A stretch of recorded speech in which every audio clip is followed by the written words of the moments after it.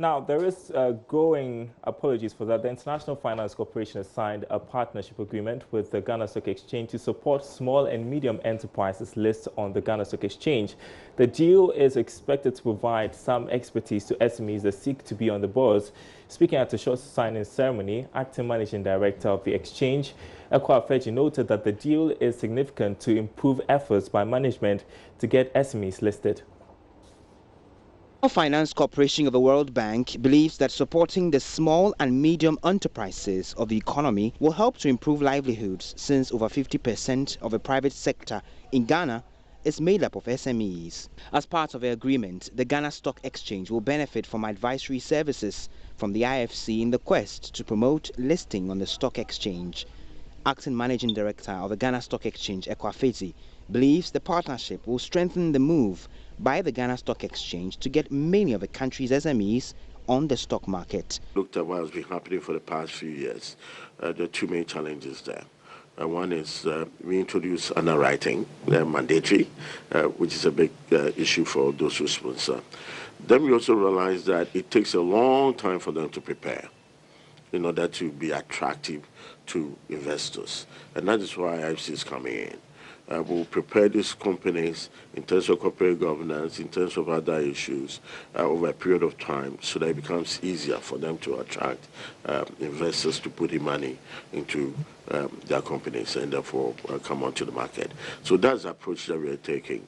How do we prepare these companies over time, more or less incubate them over some time and get onto the market? Country manager of the IFC, Ronke Ogunsire, explains the idea behind the partnership. What we're going to try is use our expertise, our global expertise, because we work all over the world, bring in the best practices we see, adapt them to, of course, for Ghana, to share with the team and work together on getting certain guidelines in place. And it's very much both sides. It's us bringing experience and then the stock exchange using the experience from Ghana to make it work. The other thing that we're doing too, and that is to raise corporate governance standards, continue to raise them. And that's, it's actually, well, I'll leave the details to Maurice to talk about, but the other general thing is getting a group of SMEs. As we mentioned, SMEs are extremely important in our economy. It makes up probably about 80 to 90% of the private sector. This is part of initiatives by the IFC to help SMEs to expand to other parts of the African continent. Ebenezer Sabutis reports for Joy Business. Well, tonight, more questions coming up with regards to a statement by the Food and Drugs Authority recalling 16 tomato paste brands from the market yesterday. Joining me in studio is Acting Head of Food Safety at the FDA, Roderick Dadeje, to throw more light on this, and concerns being raised that there could be products like that, apart from the 16 that were mentioned in the statement, still on the market. Thanks for your time tonight. Great to have you in the studio. And so I'm reading bits of the statement, and it's quite scary to hear that the tomato paste that I use to prepare my food has starch and artificial color. Tell me how you came by this. Well, thank you very much. Good evening or good afternoon to everybody. Yeah, the Food and Drugs Authority has what we call the Market Surveillance Department. And their job basically is to go through shops, through the retail outlets, go through the markets, whether it's a tabletop. So you never know, there could be an FDA officer close by who just is looking at what is happening. One of the functions when we go to the shops is to actually pick products. We buy products, and we have a system in place. So for example, we decide that we want to pick say fruit juices and check on preservatives. Maybe we want to take tomato and see whether there's any adulteration. And well, since it's a scientific institution and we know the tricks of the business, we then have the usual suspects, which then we go in and test. This is how it starts. The registration process, if you bring in a product into the country, you have to register it. So the products that are registered, we know how they are upon registration. They are given 3 years, let's say, registration period where we will do a renewal. Right. So what happens in between? So in between, we have to monitor to be sure that they are staying as they got registered. There's something we call food fraud. You know, people make monies on margins. So, well, since you are in the business world, you know how it is. So they try probably to cut corners with unscrupulous manufacturers. And that's why FDA also does what we call site verification. Okay. Site verification means we actually go to the plants, in whether it's in China, whether it's in Nigeria. We have certain high-risk products that we do check. So a portion of these checks is the product quality monitoring, where we pick, and as we did in this case, we picked tomato paste and we went in for the usual suspects. What is happening right now with what we have brought out is that people, you know, you just take it. You have a concentrate of tomato, okay? What people are doing is that they are scooping off that tomato, giving you less tomato. They mix it with starch, which will sort of restore it back to the original volume. Is that the erythrocin I'm seeing? No. That is the starch. Okay. So the starch is a binder, and it will fill volumes. So it will raise it back, you know, sort of whatever you have scooped off. You add it, you mix it, so it will look like before. But by adding the starch, you'll be changing color. When you change the color, you need to restore it. Otherwise, the consumer will know. That is where erythrocin comes in. All right. Because it's a colorant, you know, and then it is put in the product. So that is the colorant. That's the colorant, yes, the food color. So then they put it in. But the standards that are set forbid the use of erythrocin in paste. Okay, and so the list that we have of the 16, yes. Is that a total recall of products with those substances in them? I ask because, I mean, obviously we're going to be shopping this Christmas season, and when I hear that there's something of the sort happening with tomato paste, I may just as well not purchase any of that. Do we have any more of such products on the market? Well, we are scientists and we use evidence in the work that we do. And we are not out there to communicate fear and panic to anybody. Okay. However, from the way things are going, we think there's a practice that is going on. There's a bad practice that is going on because most of these products that you see are from a certain source.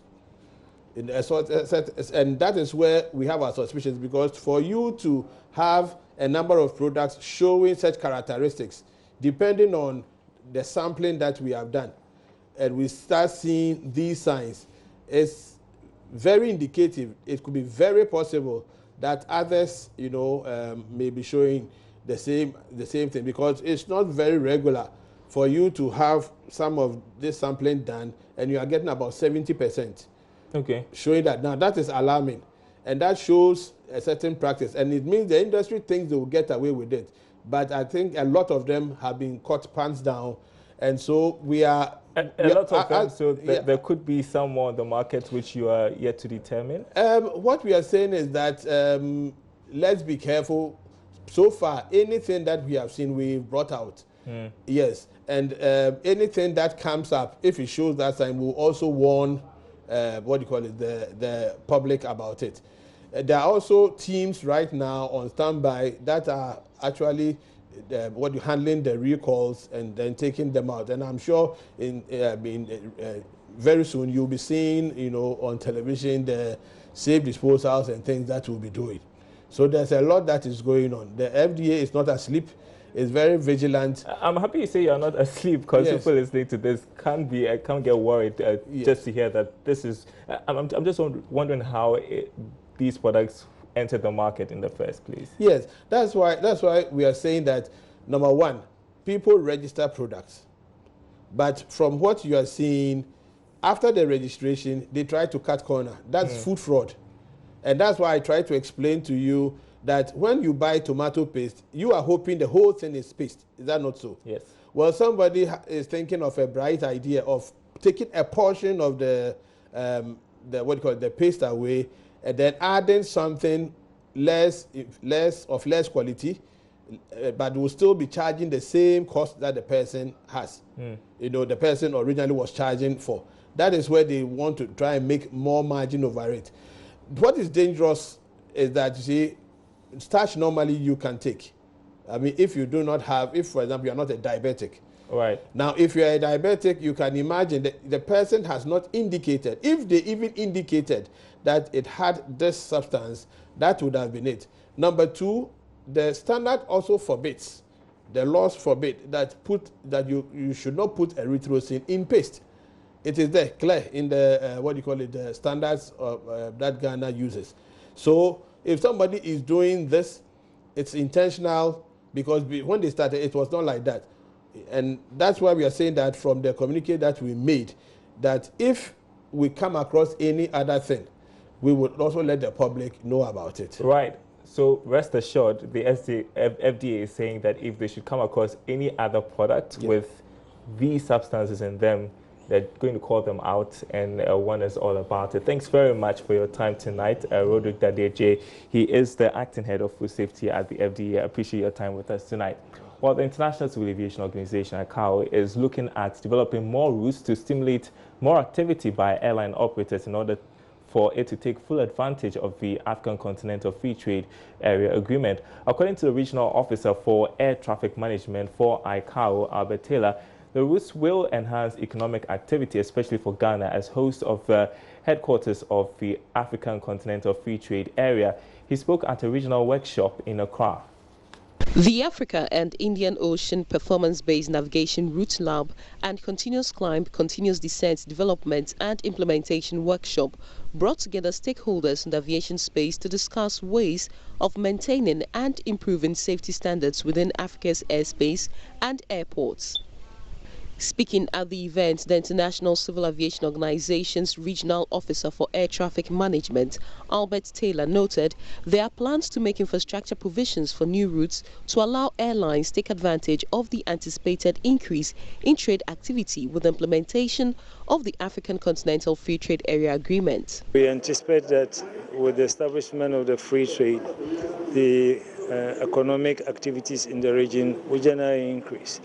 And that increase would necessarily open up markets for those airlines or certain routes that are not currently operating to Ghana. So in addition to assessing what are the needs now, we also discuss how people should take the growing economic advantages and plan. Indeed, the airlines are here. They project, they look at economic markets, etc., and propose those routes they intend to fly, so that we can build the infrastructure, as we call it, so that by the time they're ready, there will be routes for them to fly. Meanwhile, Director General of the Ghana Civil Aviation Authority, Engineer Simon Alute, assured that Ghana had 100% implementation of performance-based navigation approach at 5 of the nation's airports, which improves safety and efficiency for the airlines. Most of the operators flying to our airspace use these procedures, and we've not only implemented in Accra, but we've implemented them at all airports in Ghana. Africa World flying to WA, for example, uses PBN procedures to fly to WA.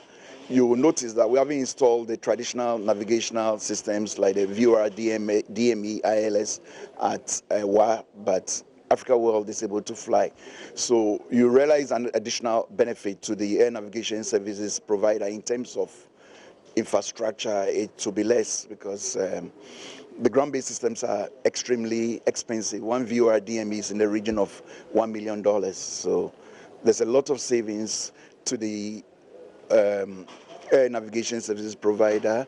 The airline also saves some reduction in fuel, less noise pollution, and the aerodrome operator also benefits. For Joy Business, Sheila Tamaklo reporting. Let's catch a flight to the U.S., shall we? Now, some Ghanaians across the diaspora continue to call on government to create a favorable environment for businesses to thrive amidst concerns of high cost of living. During a recent visit, Charles Aite has been engaging some Ghanaians who have set up their own businesses in the U.S. state of New Jersey and explores life in the U.S. from the experience of the Ghanaians there.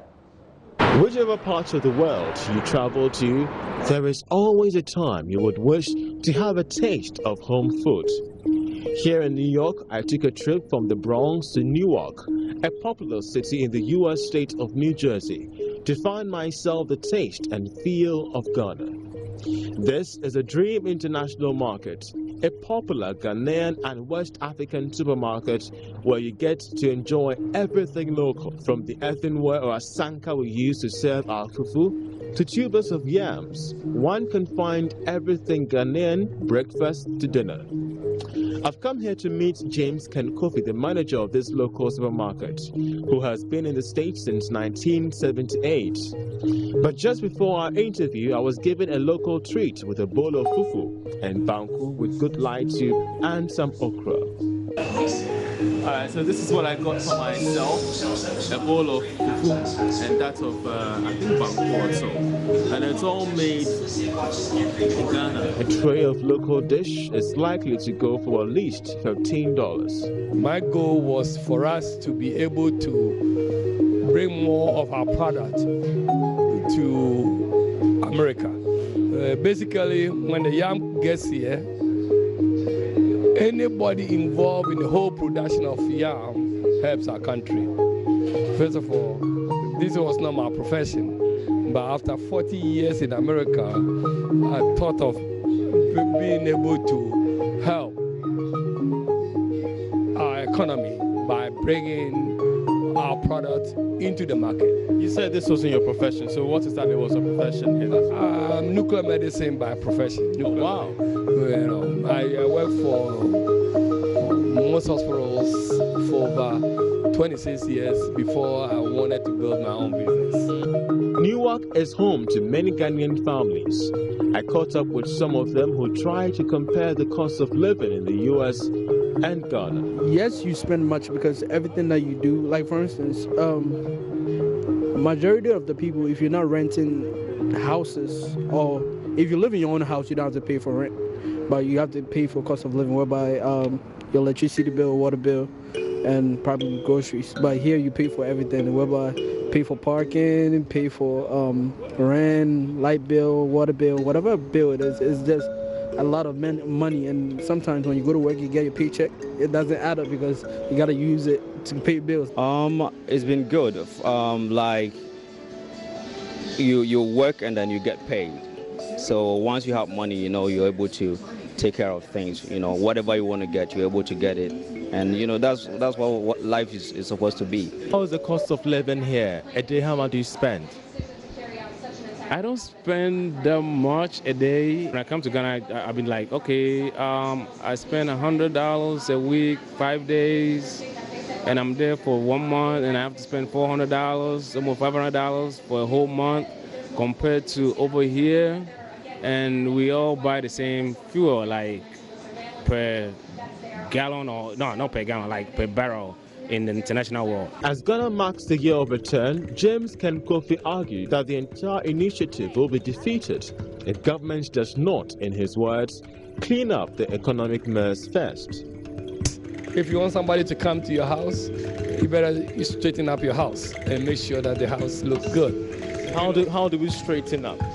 Well, listen, it's not the government, it's us. Okay, we need to be involved in preparation. They are not coming to the government's house, they are coming to our house. So there's more money to be made if we really, prepare ourselves with the roads, with the streets. There's so much. Based on interactions that I've had with most of the Ghanaians based here at Newark, New Jersey, it's quite clear they want better conditions of service, better living standards way back home in Ghana, and they are just calling for governments to be very much proactive in making the economy a very much successful one. I'm Charles Ayete reporting for Joy Business.